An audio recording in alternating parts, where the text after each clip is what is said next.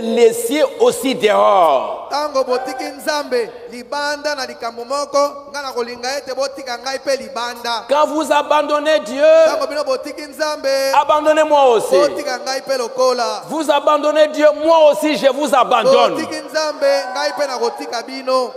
Parce que moi je suis aux côtés de Dieu. Vous abandonnez Dieu, vous m'abandonnez aussi. Vous abandonnez Dieu, moi je vous abandonne aussi. Parce qu'il n'y a pas de prospérité sans Dieu. Il y a la bénédiction qu'en étant avec Dieu. Mais quand les gens deviennent têtus, orgueilleux, ils ne veulent plus rien écouter. Dieu ne peut plus rien faire avec eux. Branham dit, même aujourd'hui, prenez une famille qui commence à aller à l'église. Dieu guérit la famille. Dieu leur donne le Saint-Esprit. Vous allez voir les enfants qui prient autour avec papa. Même avant d'aller au lit, la mère et le père joindront leurs mains et prieront ensemble. Aussi longtemps qu'ils agiront ainsi, ils resteront ensemble. Une famille qui prie ensemble reste ensemble. Au début, ils n'avaient rien pour se déplacer. Ils étaient là tout le temps priant ensemble, lisant la parole. Papa aimait maman. Les enfants respectaient leur papa. Et ils n'avaient même pas de voiture. Ils n'avaient pas une maison. C'était peut-être des locataires. Au début, ils n'avaient rien pour se déplacer. Peut-être qu'ils avaient une vieille voiture. Ou peut-être ils allaient à l'église à pied. Finalement, Dieu les bénit. Ils achètent une bonne voiture. Dieu continue à les bénir. Ils achètent une meilleure maison. Alors, belle maison, belle voiture. Commence à aller en ville pour acheter n'importe quel habillement.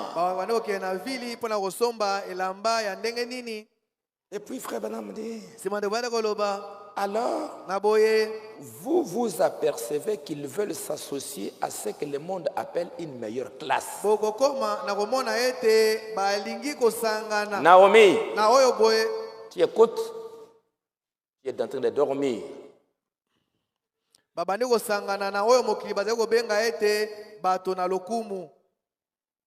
Il déménage dans un voisinage différent.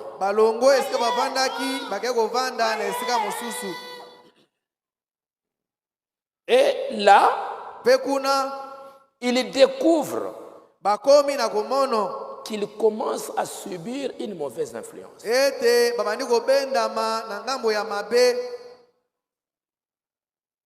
Comprenez? Dieu bénit. Là-bas, on priait. On était ensemble. Mais après, l'argent commence à entrer. Il vous bénit parce que vous aviez confiance en Dieu. Les petites affaires que vous faisiez là-bas, Dieu voit que c'est bien, il vous bénit. Mais quand il bénit, plus l'argent, vous commencez à oublier Dieu. Vous allez là-bas, vous commencez là-bas à subir une mauvaise influence.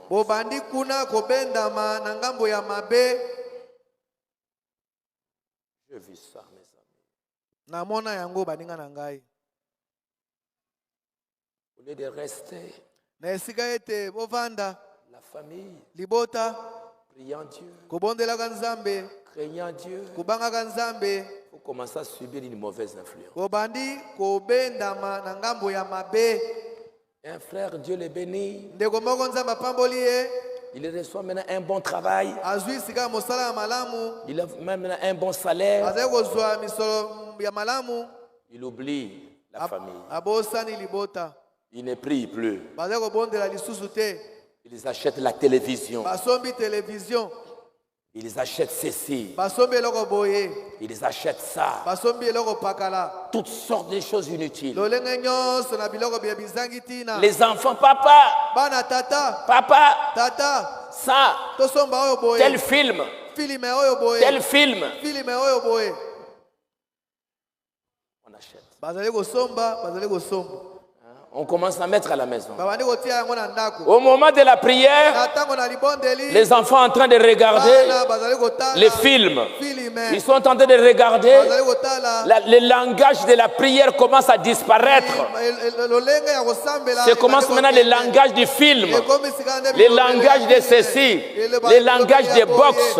Les garçons en train de regarder les catch. Le langage commence à changer à la maison. Papa commence à dire je suis trop occupé au travail. Osias commence à diminuer. On commence à subir une mauvaise influence. Vous devez toujours rester là où se trouve le royaume de Dieu.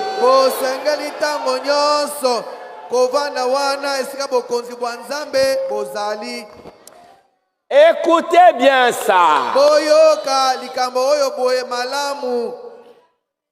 me suivez? À subir de mauvaises influences. Et vous allez facilement les voir avec les enfants. Vous allez commencer petit à petit avec l'habillement. Vous allez voir la maman commence à porter les hauts talons. Vous allez commencer à voir la légèreté. Vous allez voir le frère, légèreté dans le langage. Mais peu importe, Dieu me bénit. Nous allons garder cette même atmosphère. Restez là où se trouve le royaume de Dieu.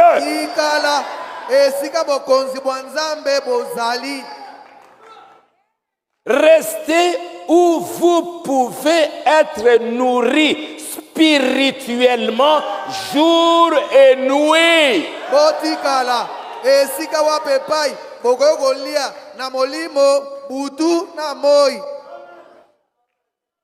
Madame dit, Elimelech était un homme très riche. Il avait beaucoup de moyens, il avait de grands héritages. Mais quand il y a eu la famine à Bethléem, les autres sont même restés. Lui qui était un homme riche, il va quitter pour aller chez les Moabites. Qu'est-ce que tu allais faire chez les Moabites là-bas? Toi, tu as l'argent. Toi, tu as des moyens. Tu peux rester à Bethléem. C'est là où il y a la parole. C'est là où il y a la promesse. Et qu'est-ce que tu vas faire chez les Moabites? Écoutez dans les messages, les parents rédempteurs. Frère Branham dit que quand vous quittez les terrains là où il y a la parole, tu t'exposes à n'importe quoi.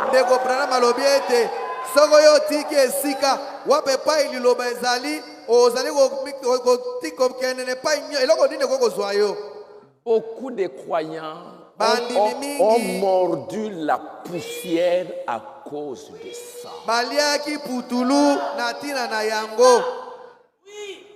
Vous allez trouver beaucoup aujourd'hui n'ont plus rien. Pourquoi? Abandonner Dieu à un moment donné. Frère Branham dit, tout à coup, vous vous apercevez que la séparation entre dans les foyers.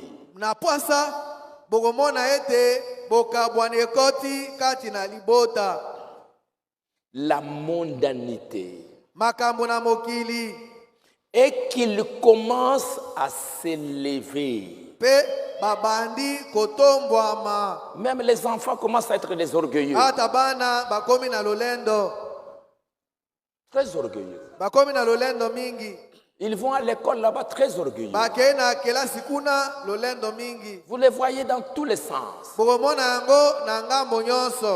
Osias fit ainsi. Et il s'éleva et devint très orgueilleux.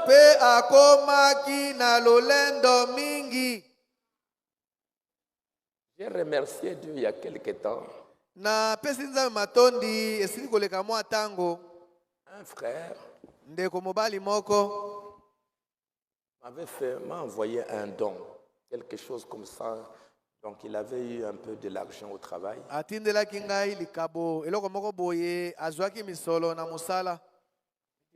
Dieu m'a béni. Dieu m'a donné ça.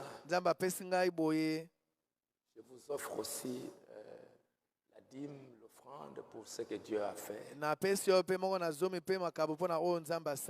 C'était beaucoup d'argent qu'on lui avait donné. Et il me dit, pasteur, je t'ai pris de prier pour moi. Pour que Dieu me garde toujours humble et petit. Que je ne sois pas comme Osias.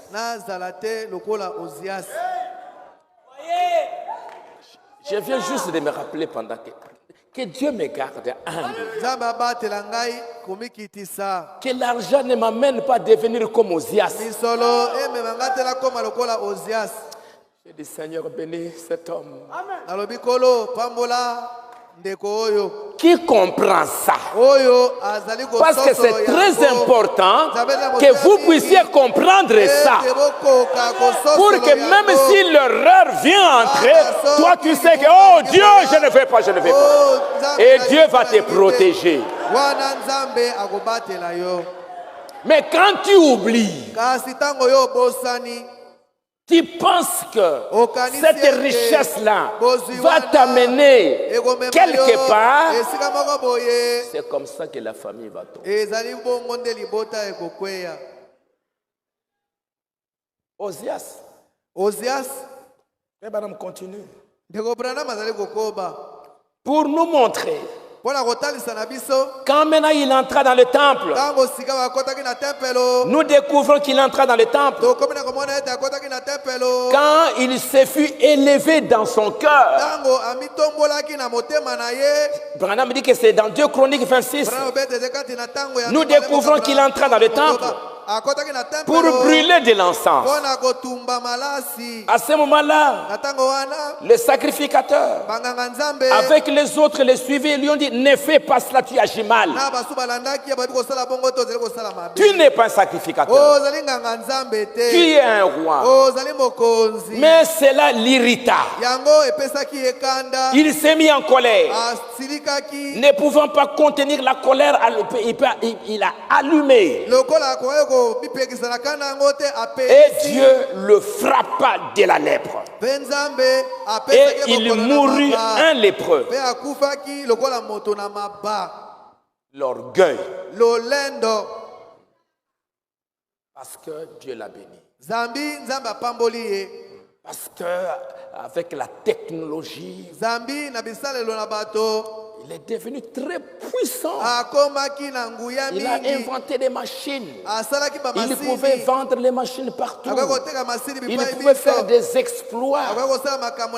C'était un grand âge technologique, scientifique. Et c'est ce qui l'a beaucoup élevé parce que partout on pouvait les connaître. Il fabriquait des machines, des chars, toutes sortes de choses. Il était devenu très intelligent. Dieu les frappa. C'est là où nous voulons maintenant apprendre une leçon. Si cet homme que Dieu avait béni dans sa fonction. Mais il n'était pas satisfait avec cela. Il est devenu orgueilleux. Et Dieu l'a frappé. Il n'a pas voulu même recevoir une correction.